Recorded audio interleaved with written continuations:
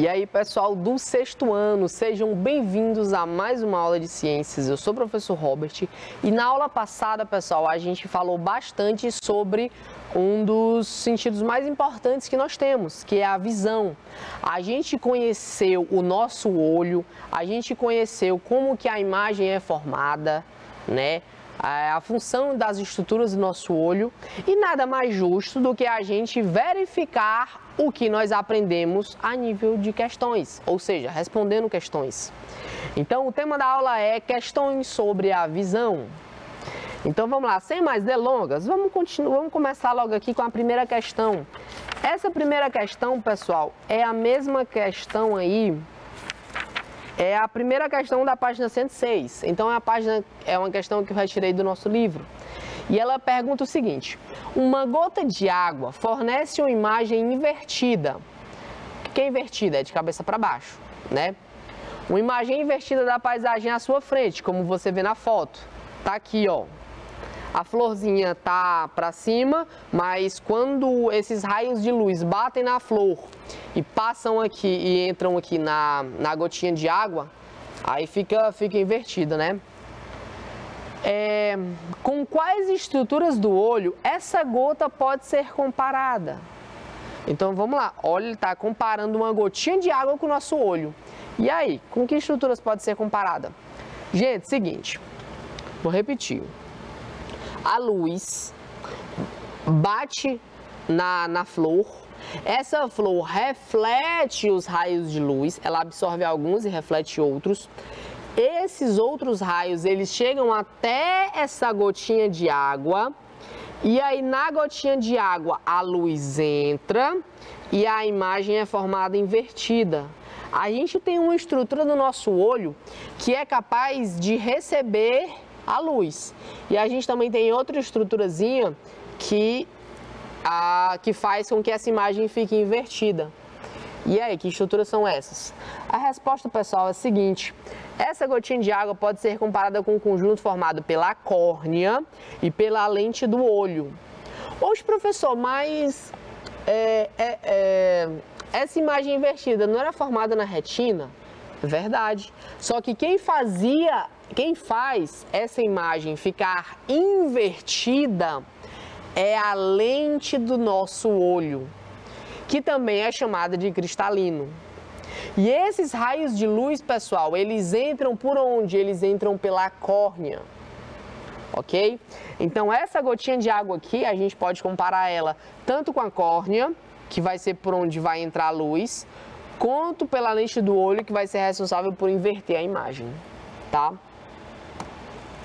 Segunda questão diz o seguinte: alguns componentes de uma máquina fotográfica digital têm a função comparável à de uma parte do olho humano. Olha que questão legal, gente. Questão aqui também do nosso livro, a segunda questão.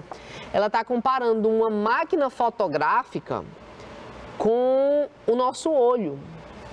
E aí ele continua: relacione cada um dos componentes na máquina fotográfica esquematizada na imagem a seguir com a parte do olho que desempenha papel semelhante. E agora, professor, calma, vamos ver isso com calma. Olha que legal aqui, gente, ó. Imagina que aqui tem um sol. Esse sol, ele manda aqui raios luminosos aqui para essa placa. Essa placa, ela vai refletir parte desses raios luminosos, e esses raios luminosos, eles vão entrar pela lente. Olha que legal, gente. Esses raios vão entrar pela lente. Quando os raios entram no nosso olho, eles entram por onde? Pela córnea. Eles entram pela córnea. Na lente também, pessoal, olha que legal. Eu ainda estou na lente, tá? Além desses raios entrarem pela lente, pessoal, esses raios, eles foram invertidos, eles foram desviados. Tá aqui, ó, eles foram desviados. Qual que é a estrutura mesmo que é responsável por desviar esses raios luminosos, fazendo com que a imagem fique invertida? É o cristalino ou lente. Então, olha que legal, gente. A lente aqui da câmera fotográfica, a gente pode comparar ela tanto com a córnea, quanto com a lente do nosso olho, que é chamado de cristalino, tá? Agora, vamos lá.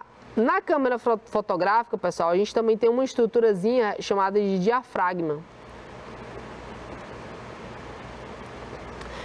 Na câmera fotográfica, o diafragma, ele controla a entrada de luz. Qual que é a estrutura mesmo que controla a entrada de luz dos nossos olhos? Muito bem, é a pupila, tá? Na câmera fotográfica também, pessoal, a gente tem um sensor.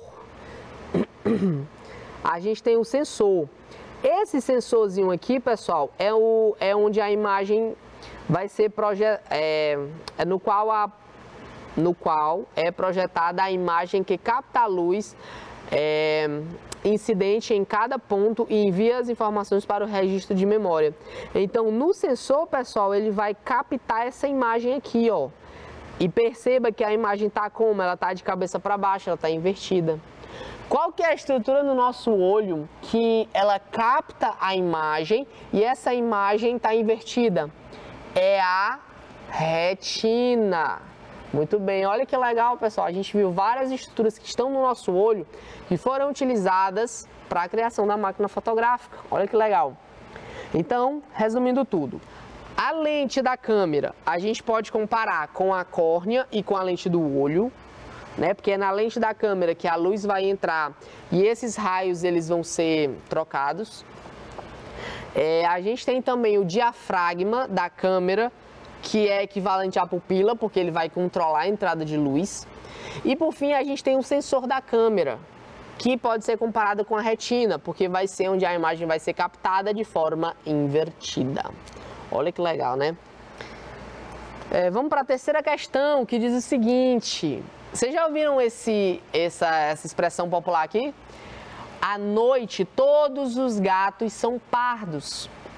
E aí pergunta, explica esse ditado considerando a atuação de cones e bastonetes na visão. Nossa, complicado isso daí, né? Também é uma questão do livro, questão 3, né? Questão 3 do nosso livro que está aí na página 107. E aí, o que significa, assim, dizer que à noite todos os gatos são pardos? Gente, basicamente, falar que à noite todos os gatos são pardos significa que à noite a gente não consegue identificar a cor desses gatos. Ele pode ser cinza, laranja. Se você botar 10 gatos assim em cima de um muro, em uma região pouco iluminada, e aí você observar aqueles gatos ali, e aí eles forem de várias cores diferentes, durante a noite, pessoal, por conta da pouca iluminação, você vai ver basicamente todos os gatos com as mesmas cores. Por mais que eles não tenham as mesmas cores, mas a gente enxerga dessa forma. Por quê? Porque você está em um ambiente pouco iluminado, que é o caso da noite. Olha que legal, né? Aliás, em um período pouco iluminado, que é o caso da noite. Então, resumindo tudo. À noite, pessoal, com a baixa iluminação, né, considerando aí que você não tenha, por exemplo, luz do poste e a luz da lua seja um pouco fraca, né? Então, à noite, com baixa iluminação, os cones, eles não recebem luz suficiente para distinguir das cores. Para a gente distinguir as cores, pessoal, a gente tem que receber uma grande quantidade de luz, tem que chegar na nossa retina para a gente distinguir essas cores, tá? Então, como não chega uma quantidade de luz suficiente, a gente não consegue saber quais são as cores ali daqueles gatos, por exemplo. Vale lembrar que, a gente viu na aula passada, que quem vai atuar em situações de baixa iluminação na visão noturna são os bastonetes. E vale lembrar, pessoal, que os bastonetes, eles não vão distinguir as cores. Quem vai distinguir as cores são os cones, tá? Os bastonetes, eles só vão servir para você receber a luz. Mas você não vai conseguir distinguir nem cor, nem forma e nem nuance. Olha que legal. Nem tanto, né? Porque aí a gente não tem como saber as cores de alguns objetos durante a noite. Mas, pelo menos a gente consegue ter uma proporção do que está acontecendo, né? A gente consegue ver, por exemplo, que são gatos, né? A gente não consegue saber a cor, mas a gente consegue saber que são gatos. Quarta questão, essa questão é muito legal. Quarta questão aí do nosso livro que diz o seguinte: observe nas fotos a localização dos olhos do coelho e da onça. Se você vê aí, pessoal, aí na página 107, que essa daqui é a quarta questão também na página 107, você pode perceber que a imagem é diferente, tá? Mas não tem problema não, aí é um coelho e uma onça. Então, só observe. Você pode ver, gente, primeiro de tudo, você pode ver que a onça, ela tem a visão dela, os olhos dela são parecidos com o nosso no sentido de localização. No caso da onça, pessoal, esses olhos estão na parte frontal da cabeça, do rosto. E isso vai ser muito importante, já a gente vai ver por quê. No caso do coelhinho, pessoal, os olhos eles estão na parte lateral da cabeça. É como se os olhos estivessem aqui, ó, tá? Na parte lateral da cabeça. E aí a letra A pergunta: qual dos dois tem visão binocular? E que vantagem esse tipo de visão oferece a esse animal? Gente, seguinte, a gente não falou sobre visão binocular e nem visão monocular, tá? Mas vocês já viram isso na semana passada. Na semana passada, acredito que vocês tenham visto isso com os seus professores. Mas se não viram, não tem problema. Se vocês não lembram, não tem problema. Vamos ver o que é visão binocular? Gente, visão binocular, pessoal, é a visão formada pelos dois olhos. Vale lembrar, pessoal, que você enxerga o mundo de uma forma com os dois olhos, tá? Você consegue enxergar tudo que está acontecendo aqui com os dois olhos. Se você tampar um olho, pessoal, você vê que a sua visão muda completamente. Quer ver? Faça esse teste. Observe o local onde você está aí com os dois olhos. Agora você tampa um olho. E aí você pode perceber, pessoal, que mudou completamente o seu campo de visão, né? E aí a gente chama, o que a gente consegue enxergar, né? A área que a gente consegue enxergar, a gente chama de campo de visão, né? Então esse campo de visão, quando ele é formado pelos dois olhos, a gente chama de visão binocular, tá? No caso do porquinho aqui, ó, o porquinho, pessoal, assim como o ser humano, ele tem visão binocular. Então ele consegue enxergar aqui, ó. A visão formada por esse olho e por esse outro olho, ela forma esse campo de visão aqui. Agora, daí o nome binocular, ou seja, utilizando os dois olhos. Agora, vamos supor que esse porquinho aqui, ele fechou esse olho, ele tampou esse olho. Imagina só um porco tampando o olho, né? Que bizarro. Se ele tampar esse olho, pessoal, perceba que o campo de visão dele, do lado, eu estou supondo que ele tampou esse olho, tá? Do campo de visão do lado que ele está enxergando agora, o campo de visão dele é muito maior. Ele consegue enxergar bem mais essa parte aqui. Quer ver? Faça o seguinte. Coloque as suas mãos aqui, ó, com a visão binocular até onde você... o limite para você ver sua mão, tá? Por exemplo, aqui eu não estou enxergando a mão, mas bem aqui, ó, é o limite. Bem aqui é o limite da minha mão. Agora faça o seguinte. Tampe o olho. Enxergue só com esse olho aqui. Gente, você pode perceber, pessoal, que vocês estão conseguindo enxergar atrás da sua mão. Por quê? Quando você usa a visão monocular, você consegue enxergar aqui, ó, você tem um campo de visão maior. Ok? Então, resumindo tudo, gente, visão binocular nada mais é do que a visão formada pelos dois olhos. Beleza? No caso da visão monocular, é quando você enxerga só com um olho, que foi o exemplo que eu dei aqui, ó, da mão. E por que ela é importante, pessoal? Porque você tem um campo de visão lateral, campo de visão frontal, visão binocular. Campo de visão lateral, visão monocular. Então você tem um campo de visão lateral muito maior, que é o caso, por exemplo, do cavalo. O cavalo, pessoal, os dois olhos estão em lados opostos da cabeça, estão do lado aqui da cabeça, tá? Tem um olho aqui e outro olhinho aqui. Então, gente, esse olho ele vai ter um campo de visão muito grande. esse outro olho também vai ter um campo de visão muito grande. Só que sabe qual é o grande problema, pessoal, da visão monocular? É que ele não consegue enxergar o que está na sua frente, tá? Ele não vai conseguir enxergar o que está na sua frente, justamente porque os olhos estão posicionados em lados opostos da cabeça na parte lateral, tá? Então, é importante para alguns animais porque o campo de visão aumenta e eles podem ver predadores chegando, por exemplo. Agora, a parte ruim é porque ele não consegue enxergar o que está na frente dele. E também, gente, olha que legal, na visão monocular, esses animais que têm esse tipo de visão, eles não conseguem enxergar a distância que alguns objetos ou alguns animais estão dele. Isso vai ser extremamente importante, já já a gente vai ver por quê, tá? Agora, vamos lá. Qual desses animais aqui você acha que tem visão binocular? É a onça. É a onça, né, gente? Os olhos da onça, eles estão na parte frontal da cabeça.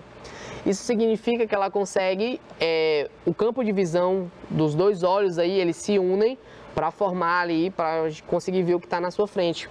E qual que é a vantagem que esse tipo de visão oferece à onça? Vamos para o livro? Coloquem aí, gente, na página 99 do nosso livro, que diz o seguinte: o ser humano, assim como macacos, onças, gatos e cachorros, possui visão binocular, ou seja, seus olhos se localizam na parte frontal da cabeça e atuam conjuntamente para fornecer uma visão tridimensional do objeto examinado. A visão binocular torna possível que um macaco avalie a distância de um galho ou que uma onça saiba a que distância está a sua presa. Tá aqui a grande vantagem da visão binocular, gente. Ela tem uma vantagem que você consegue saber a distância que está os objetos de você, como o macaco no galho, a onça da presa. Isso tudo a gente só tem essa noção porque a gente tem a visão binocular. Mas nem todos os animais têm essa vantagem, que é o caso do coelho, que aí já tem a visão monocular. Agora a gente vai para a letra B, que pergunta o seguinte: o outro animal, que no caso vai ser o coelho, aquele que não tem visão binocular, tem os olhos posicionados de uma forma que oferece uma vantagem para o modo de vida. Que vantagem é essa? Até agora, pessoal, a gente já viu que a vantagem maravilhosa da visão binocular é que a gente consegue saber a distância que os objetos estão da gente. A gente consegue ter uma noção, né? A vantagem do tipo de visão do coelho, que é a visão monocular, é a seguinte. Vamos para o nosso livro? Página 99. Diz o seguinte, ó. Cavalos, vacas e coelhos, apesar de terem dois olhos, não possuem visão binocular, pois seus olhos estão em lados opostos da cabeça. Esses animais têm uma ampla visão do que se passa vamos só continuar aqui, né? Pois seus olhos estão em lados opostos da cabeça e não focalizam simultaneamente o mesmo objeto. No caso do cavalo, vocês viram que ele não consegue nem enxergar o que está na frente dele. Esses animais, pessoal, têm uma ampla visão do que se passa ao redor, que lhes permite perceber a presença de predadores, mas, porém, no entanto, não lhes fornece a avaliação precisa da distância a que esses objetos, no caso aqui, mais especificamente os predadores, apesar de predador não ser um objeto, né? Mas daqui esses predadores estão. Então, olha só, gente, no caso aqui do cavalo, ele sabe tudo que está acontecendo aqui na parte lateral dele. Tudo o que está acontecendo. Ele tem um grande campo de visão lateral. Então, no caso do cavalo, né, se for um cavalo, sei lá, selvagem, ele consegue ver um leão chegando. Aliás, ele consegue ver o leão. Ele só não sabe se o leão, a que distância o leão tá? Então, resumindo tudo, que eu falei demais aqui, né? Resumindo tudo, a onça tem visão binocular, pois ambos os olhos estão na frente da cabeça e a vantagem é que esse tipo de visão observa o mesmo objeto com os dois. Isso permite, por exemplo, avaliar distâncias ao caçar as presas. Letra B, resposta da letra B. Os olhos do coelho estão praticamente em lados opostos, fornecendo ampla visão dos arredores. Ele consegue saber tudo o que está acontecendo ao redor dele, só não consegue saber o que está acontecendo na frente, mas tudo ao redor ele consegue. E isso, gente, é importante para perceber, por exemplo, todo o ambiente que está ao seu redor e também a aproximação de predadores. Na verdade, ele consegue ver o predador, só não consegue saber se o predador está muito longe ou está muito perto. Né? Olha que legal. Quinta questão. Gente, quinta questão é a quinta questão aí da página 107. Mas, vamos fazer o seguinte, como o nosso tempo está terminando, eu vou deixar essa daqui para vocês. Vamos para questões assim, um pouco mais complexas, um pouco mais bonitinha. Vamos lá. A quinta questão aqui eu deixo para vocês. A sexta questão, gente, é uma questão aqui de marcar, que pede o seguinte. Os olhos humanos são estruturas importantes, pois garantem a captação das imagens. Sobre os olhos, marque a alternativa incorreta. Incorreta. A letra B fala: a conjuntiva e a esclera não fazem parte do olho humano. O quê? A gente viu na aula passada, pessoal. A conjuntiva e a esclera fazem sim parte do nosso olho. E aí você pode observar aí, você pode até observar na página 94. E aí facilmente você consegue encontrar tanto a esclera, que é a partezinha branca do olho, quanto a conjuntiva. Certo? Então aí, de cara, né, a gente já elimina a letra E. E como a questão quer a incorreta, então a gente marcaria aqui letra E, a letra A, perdão. Ok? Mas vamos ver as outras. A letra B diz o seguinte: nos olhos humanos existem dois tipos de células fotorreceptoras. Perfeito, gente. Dois tipos de células fotorreceptoras. Os cones, responsáveis por distinguir as cores, e os bastonetes, que são as células responsáveis por captar a luz. Beleza? Então a letra B está perfeita. Letra C. E a íris é a parte que se destaca pela porção dos olhos que lhes dá a cor. Exatamente, pessoal. A íris é a partezinha colorida do nosso olho. Perfeito. A letra D fala: o branco do olho corresponde à esclera. Perfeito, perfeito, pessoal. Então a única coisa errada aí é só a letra A. Vamos aqui, tá aí, né? Vamos aqui agora para a sétima questão, que pede o seguinte: observe atentamente cada alternativa e marque aquela que indica corretamente o nome da parte do olho que se caracteriza por uma abertura pela qual a luz entra. Gente, e aí? Seguinte, a questão, ela fala que é uma abertura pela qual a luz entra. E aí, quando você vê as alternativas, né, você já de cara já marcaria logo a letra A. Só que, gente, a córnea, ela não é uma abertura. Quem vai ser uma abertura vai ser a pupila, que vai ser responsável por essa entrada de luz. A córnea, pessoal, a luz vai entrar ali independentemente, assim, a não ser que o olho esteja fechado, né? Mas a luz vai entrar pela córnea. Então, ela não é uma abertura, ela é uma estrutura fixa. Quem vai regular, né, abrir ou fechar para essa quantidade de luz entrar, vai ser a pupila. Vai ser a pupila. Por isso que é uma questão um tanto quanto pegadinha, tá? Então, eu já dei o spoiler, né? Já falei que a sétima questão aqui é a letra C. E a resposta, alternativa, letra C. Beleza, pessoal? Então a gente vai ficando por aqui, certo? Espero que todo mundo tenha acertado uma grande quantidade de questões, né? E não se esqueçam que eu deixei a quinta questão para vocês, hein? Quero ver todo mundo respondendo. Então, a gente vai ficando por aqui, fiquem bem e até a próxima.